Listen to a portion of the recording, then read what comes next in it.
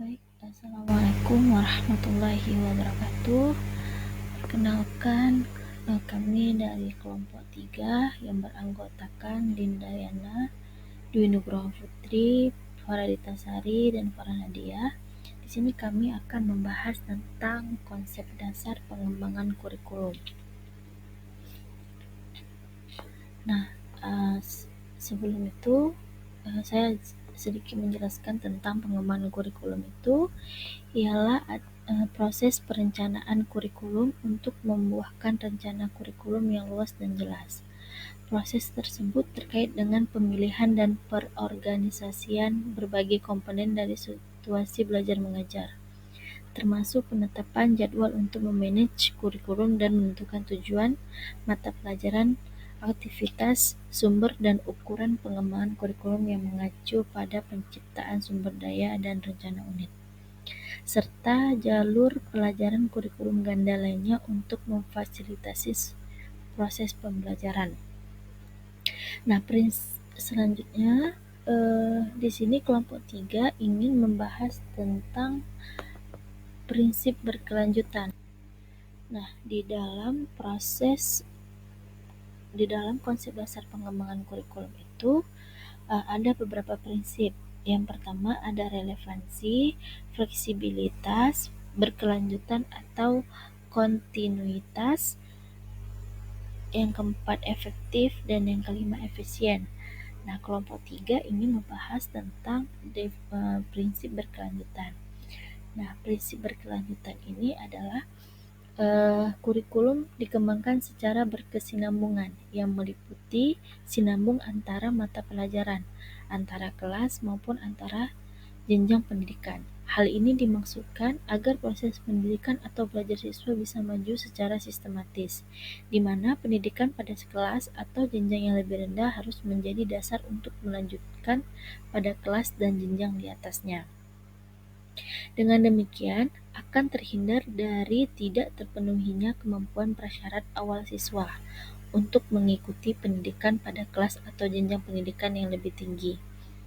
Juga terhindar dari adanya pengulangan program dan aktivitas belajar yang tidak perlu dan bisa menimbulkan pemborosan waktu, tenaga, dan dana. Selanjutnya, ada prinsip berkelanjutan atau kontinuitas menurut para ahli.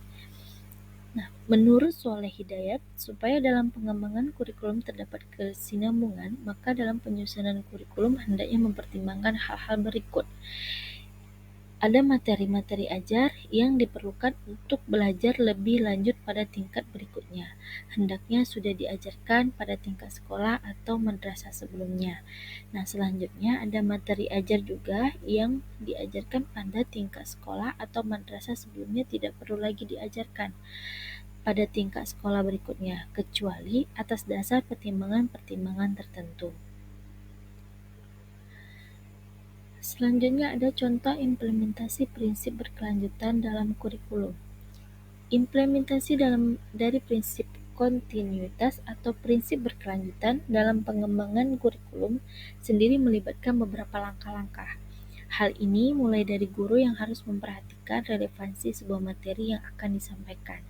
Misalkan ada pembelajaran kelas 1 pada pelajaran matematika. Peserta didik diminta untuk memahami materi penjumlahan dan pengurangan dengan jumlah puluhan. Untuk jenjang selanjutnya, yakni kelas 2, peserta didik pada materi matematika diminta untuk memahami penjumlahan dan pengurangan dalam jumlah ratusan dengan metode menyimpan dan meminjam serta memutuskan nilai tempat suatu bilangan. Penerapan prinsip kontinuitas atau prinsip berkelanjutan ini, seperti yang telah dicontohkan tersebut, bertujuan agar terjadinya kesinambungan antar jenjang kelas maupun pendidikan, dan untuk menghindari tumpang tindihnya materi dan kompetensi yang harus dikuasai oleh peserta didik.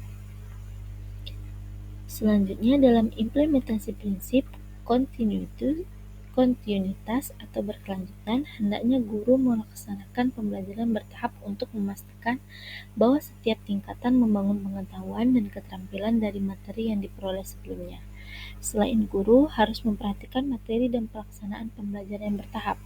Seorang guru juga harus melakukan evaluasi berkelanjutan untuk mengidentifikasikan keberhasilan, kelemahan, dan area perbaikan dari pembelajaran yang telah dilakukan. Selanjutnya ada relevansi dari prinsip berkelanjutan.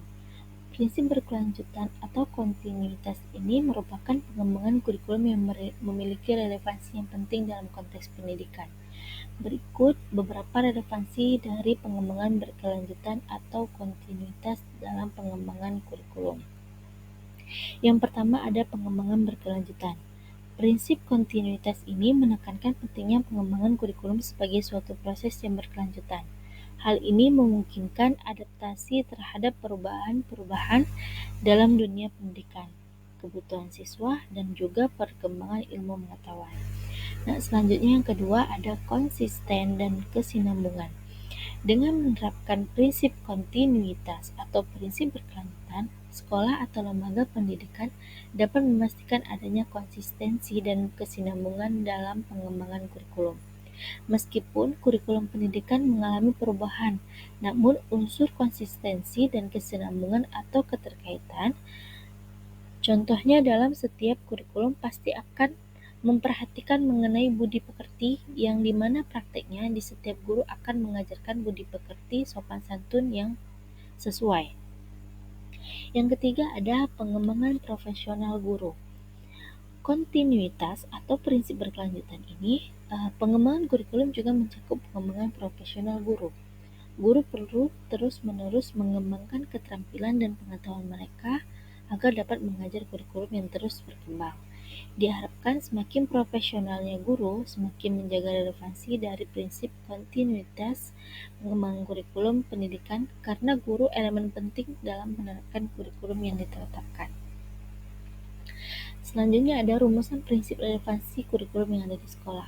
Yang pertama itu ada kurikulum terpadu, proyek kewirausahaan, ini disebut dengan P5.